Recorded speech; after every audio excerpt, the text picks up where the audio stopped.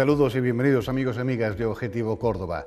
Hoy en nuestro programa vamos a seguir hablando, como hicimos en una entrega anterior, del ciclo de conferencias El Templo de Córdoba, organizado por el diario ABC, y que trata de ampliar todo aquello que se conoce y que se está investigando sobre el Templo Mayor de Córdoba, sobre la Mezquita Catedral. En este caso ha sido Gloria Lora, la profesora de Historia Medieval de la Universidad de Sevilla, pero con fuertes vínculos con Córdoba y su provincia, la que habló del papel de obispos, deanes, como constructores del Templo de Córdoba. Posteriormente, les vamos a ofrecer una visión insólita e inédita para muchos de ustedes. 76 fotografías en color de Córdoba tomadas en 1914 y formaban parte de un proyecto vastísimo, enorme, un empeño descomunal que llevó a cabo un banquero francés llamado Albert Kahn, de origen alemán.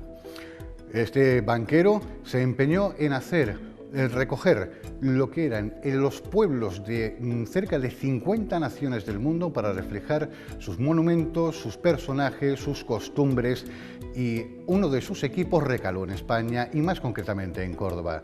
Podrán ver con nosotros esas fotografías, una parte de ellas que forman parte de un museo que pueden ustedes visitar virtualmente, el Museo Albert Kahn. Y cerraremos recordando que el Cristo de los Faroles cumple 63 años, pero no evidentemente el Cristo de piedra de la Plaza de Capuchinos, sino que se cumple 63 años de la llegada de un equipo de rodaje a Córdoba para precisamente filmar una película titulada El Cristo de los Faroles, interpretada por Antonio Molina. Aquí les hablaremos de algunas de las vicisitudes que ocurrieron durante el rodaje y, como no, recordaremos la figura de un artista que en Córdoba recibió su espaldarazo definitivo camino a la fama.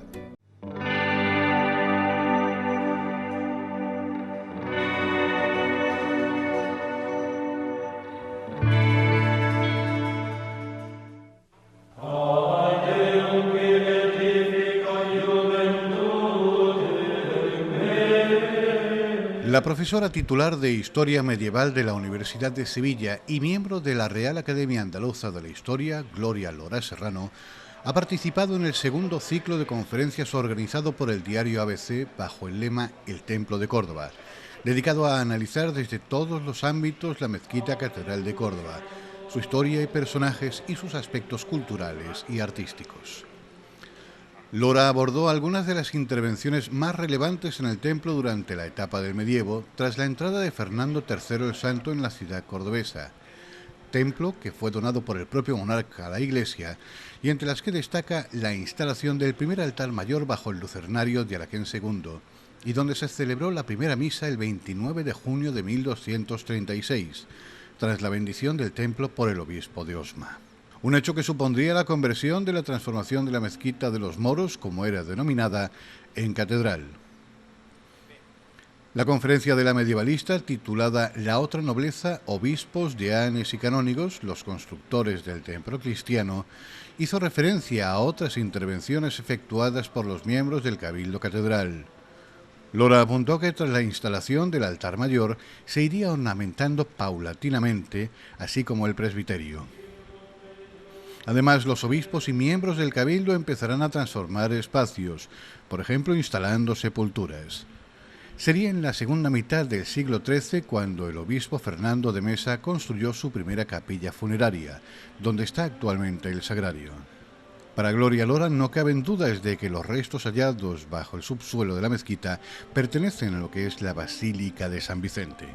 Por otra parte, según la profesora, los cargos eclesiásticos formaban una especie de élite cuya mentalidad y forma de vida era similar, en algunos casos superior, a la de la nobleza que vivía en la diócesis, a modo de aristocracia eclesiástica de Córdoba, que además estaba íntimamente ligada por lazos familiares con la aristocracia laica. Y por último, pero no menos importante, la consagración de la mezquita como catedral supuso también que perviviese en el tiempo, ya que pudiera haber corrido la misma suerte que Medina Azahara, convertida en cantera y cuyas ruinas fueron esquilmadas durante siglos.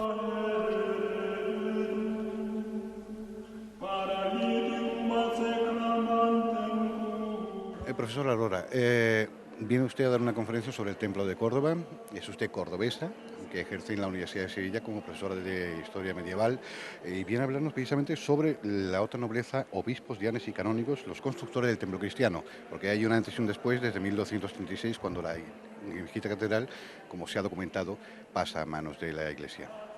Pues sí, quería explicar un poco quiénes son realmente los personajes que hacen que esa antigua mezquita se vaya transformando arquitectónicamente en una catedral.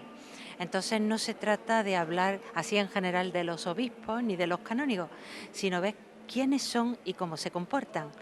Y habida cuenta de una serie de circunstancias, es que realmente algunos se comportan exactamente igual que la nobleza, puesto que la mayor parte de ellos, de los obispos, pues socialmente vienen de esos grupos nobiliarios y otros de los canónigos vienen de los grupos de los caballeros que controlan Córdoba. Y en ese sentido, digamos, ¿cuál era ese comportamiento? Según los cánones del siglo XIV, del siglo XV. No, estamos hablando de una sociedad del siglo XIII, la cual tiene unos códigos de comportamientos que son completamente diferentes de lo que es la sociedad actual. Y no solamente es eso, sino que somos tan osados que juzgamos la intervención en la mezquita Aljama con la construcción de la catedral con los ojos del siglo XXI, cuando en aquella época pues se adaptó y se salvó un edificio singular. Pues sí, no se pueden hacer comparaciones ni mucho menos futuribles, pero ¿qué hubiera sido de la antigua mezquita Aljama si queda en manos de un poder que no se sabe exactamente si es el rey o si en manos de un poder municipal? ¿Qué pasó con Medina Zara? Pues algo parecido podría haber pasado.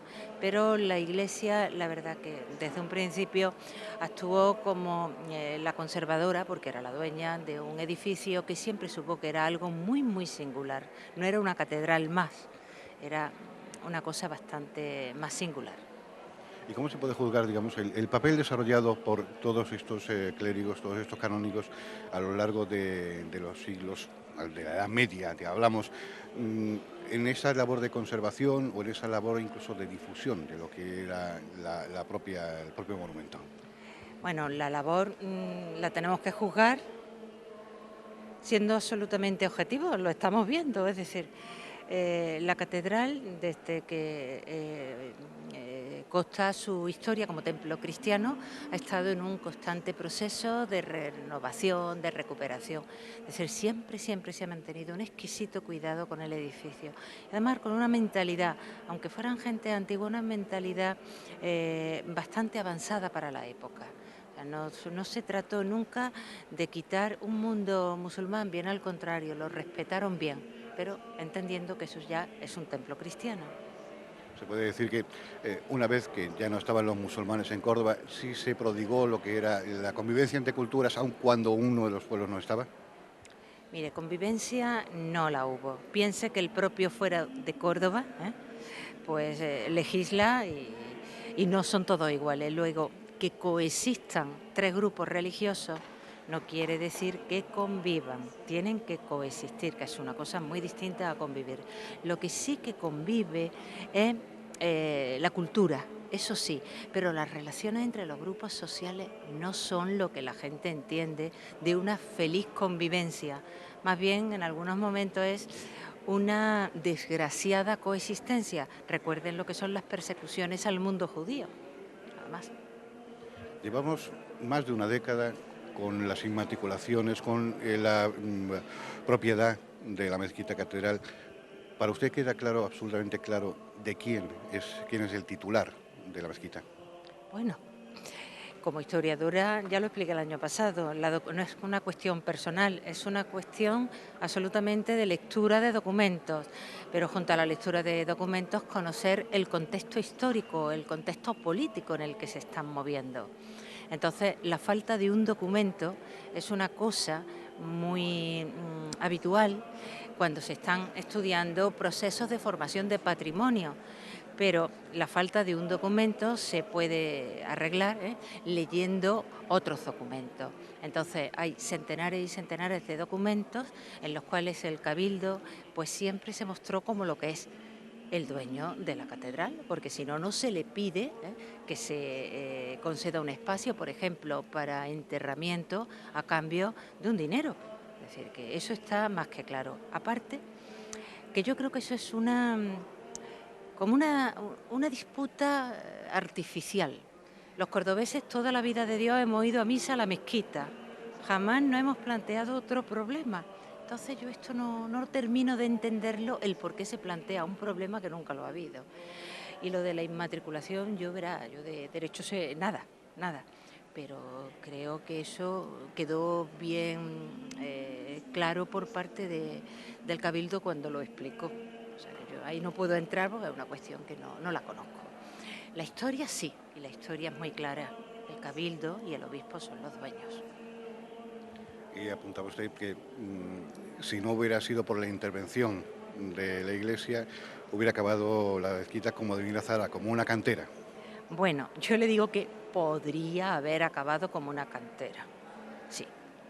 Igual que acabaron tantos y tantos otros templos, igual que han acabado tantas y otras mezquitas que, bueno, al final se destruyeron y ya está. Son, digamos, cosas que no hay fundamento para decir hubiera acabado como una cantera, pero la historia lo que nos muestra que hubiera terminado de cantera.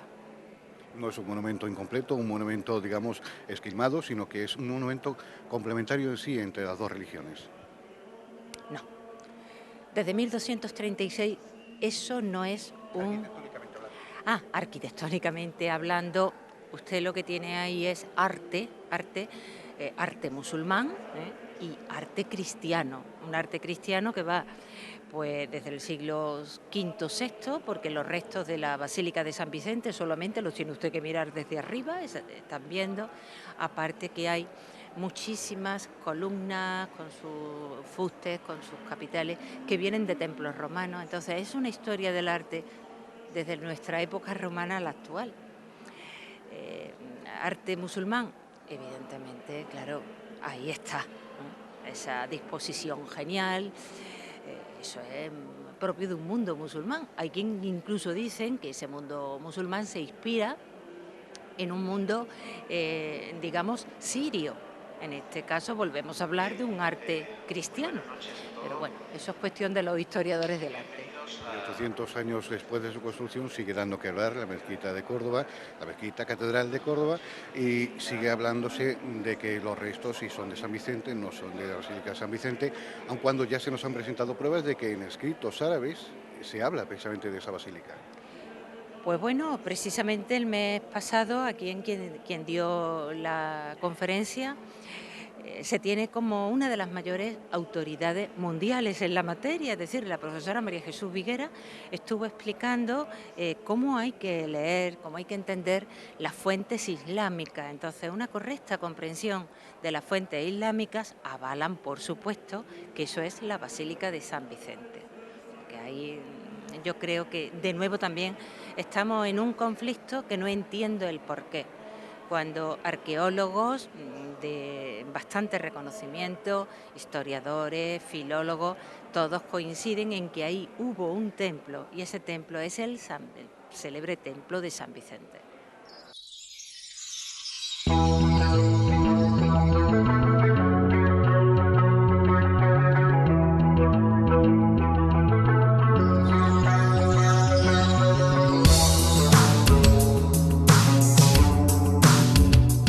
El uso de la fotografía en color no se generalizaría hasta mediados y finales de los años 50 del siglo pasado. No obstante, podemos remontarnos varias décadas atrás para comprobar cómo Córdoba fue retratada en un primitivo método fotográfico en color y que pertenecía al empeño de un banquero que se dedicó a ilustrar y a documentar por medio de varios equipos repartidos por todo el mundo tal y como lo conocíamos. Se trataba de Albert Kahn. Albert Kahn fue un filántropo y promotor cultural, además de un prestigioso banquero de origen judío. En 1898, con 38 años, decidió poner en marcha los Archivos del Planeta, un proyecto gigantesco que era una utopía y que él hizo realidad. Gastó gran parte de su enorme fortuna en el gigantesco trabajo de fotografiar y filmar por todo el mundo. Financió equipos de profesionales que, con las últimas tecnologías a su alcance entonces, viajaron por todo el planeta, registrando gráficamente sus paisajes, monumentos y pobladores. En este atlas fotográfico y cinematográfico del mundo hay 76 fotografías de Córdoba tomadas en 1914.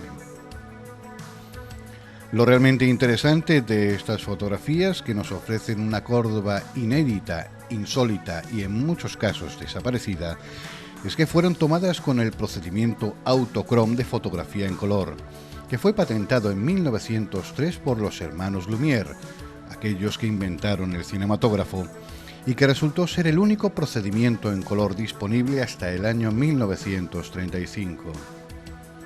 Por tanto, nos encontramos ante las primeras fotografías en color hechas en Córdoba. Tras un viaje por Japón de negocios, Albert Kahn regresó con muchas fotografías que ilustraban su viaje, y esto le llevó a iniciar un proyecto que recoge un registro fotográfico de toda la Tierra. Entre 1909 y 1931 se recogieron 72.000 fotografías en color y 183.000 metros de película, un archivo histórico único que retrataba la realidad de 50 países repartidos por todo el planeta. Desde Mongolia hasta India, pasando por Marruecos, Serbia, Turquía, Egipto y, como no, España, también se encontraría en el punto de mira de estos profesionales. Los fotógrafos de Kahn comenzaron a documentar con imágenes la Francia de 1914, pocos días antes del estallido de la Primera Guerra Mundial. Ese mismo año recalarían en España y también en Córdoba, donde dispararían esas 76 fotografías que han quedado como una auténtica memoria de la Córdoba de inicios del siglo XX. La crisis económica de la Gran Depresión de 1929 arruinó a Kahn y puso fin al proyecto de los Archivos del Planeta. Albert Kahn murió el 14 de noviembre de 1940 durante la ocupación nazi de Francia. No obstante, su legado sigue vivo, ya que en 1936 fue comprado por la prefectura del Sena. Puede verse en el Museo Departamental Albert Kahn, abierto en 1986 como museo, que pone a disposición no solamente de los visitantes, sino también de los internautas, este inmenso y ya centenario legado, en el que Córdoba tiene un papel protagonista.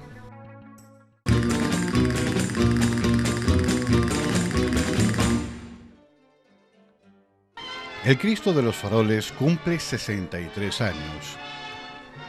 Muchos de ustedes pensarán que se trata de un error del programa, pero no se trata de ello. Evidentemente no nos referimos al conjunto escultórico de la Plaza de Capuchinos, pero por ahí van los tiros. Son 63 años los transcurridos desde el rodaje en Córdoba de la película El Cristo de los Faroles, interpretada por un ídolo de masas del momento como era Antonio Molina, bajo la batuta de Gonzalo del Gras, un tándem que ya había dado buen resultado en su anterior encuentro, La hija de Juan Simón, y que volverían a repetir en Café de Chinitas, alternando el malagueño Molina con otro ídolo de la canción popular del momento como era Rafael Farina. En 1957, la troupe del cine desembarcó en la capital cordobesa para filmar un dramón con tintes de folclore en la ciudad de los califas. Más que el argumento en sí, lo que nos importa es que desde 1922, con Carceleras, la ciudad no había aportado tantas postales al desarrollo de una película. Las localizaciones de esta film sitúan la acción en el desaparecido Teatro Duque de Rivas, que echó el telón definitivamente un 25 de mayo de 1972, y donde Antonio Reyes, el personaje interpretado por Antonio Molina, obtiene clamorosos éxitos. También se retrata en la Calleja de las Flores, la Virgen de los Faroles, el entorno de la Mezquita Catedral, la Plaza de las Tendillas, el Museo Taurino, la Plaza de la Lagunilla y calles diversas de la Judría, del ahora casco histórico Patrimonio de la Humanidad. Las canciones incluidas en el film tuvieron amplia repercusión entre el público, que podía seguir las letras en los programas de mano que llevaban impreso al dorso un cancionero, que incluía Ante la imagen del Cristo, El Hijo mío y El agua del Avellano. En este último número, Antonio Molina estaba acompañado en la película por un imposible trío de guitarristas vestidos de toreros sobre las tablas del Duque de Rivas. Era Córdoba una ciudad de la que guardaba Antonio Molina un grato recuerdo. Tras ser contratado por un empresario de variedades para hacer una gira por Andalucía en 1952, su debut en el Gran Teatro supuso su espaldarazo definitivo. Muestra de ello fueron las colas de público que se registraron para ver de cerca y escuchar a este prodigio de cantante que figuraba como telonero y que propició que se cambiase la publicidad para que apareciera como cabeza de cartel, algo insólito en la época.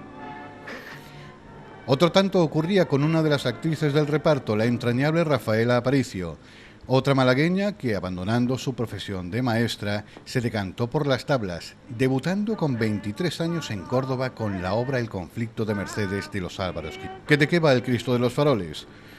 Molina interpreta a Antonio Reyes, un artista de la canción andaluza que conoce a la cordobesa Soledad ante el Cristo de los Faroles. Lo que ocurre es que es un auténtico piernas a la caza de nuevas conquistas. Pero Soledad, que sabe del paño del artista, no pasa por el aro y prefiere la compañía de un modesto novillero, Rafael el sanluqueño, que revendrá en reputado matador. No obstante, Reyes seguirá R que R hasta que consiga abrir un boquetito en la muralla, como él mismo decía en el diálogo, conquistando a Soledad y cambiando su modo de vida juerguista por una vida más ordenada y familiar. Pero tras viaje por aquí, viaje por allá, más éxitos y más canciones, Niño que nace y Vida de calavera vuelven a ser la tónica habitual. El niño cae enfermo repentinamente y muere y se produce el reencuentro entre el Cristo de los Faroles de Antonio y Soledad y termina la película un folletín en toda regla y ustedes perdonen por destripar la película. Ahora le llaman hacer un spoiler. Evidentemente, El Cristo de los Faroles cumple 63 años de su rodaje en Córdoba. Se estrenó el 3 de junio de 1958. El otro, el de verdad, el testigo de piedra de varios rodajes más, tiene ya 226. Y Antonio Molina nos dejó hace 28 años.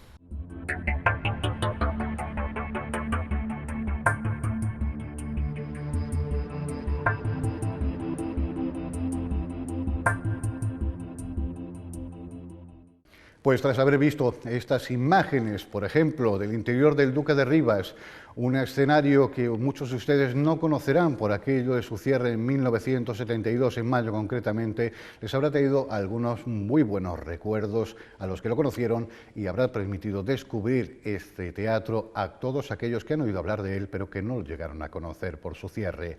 Pues con el Cristo de los Faroles y con la presencia de Antonio Molina en nuestra ciudad y el equipo de rodaje encabezado por Gonzalo del Gras, ponemos punto y final a nuestro objetivo Córdoba de esta semana. Les espero en una próxima emisión y mientras tanto, recuerden, sean felices.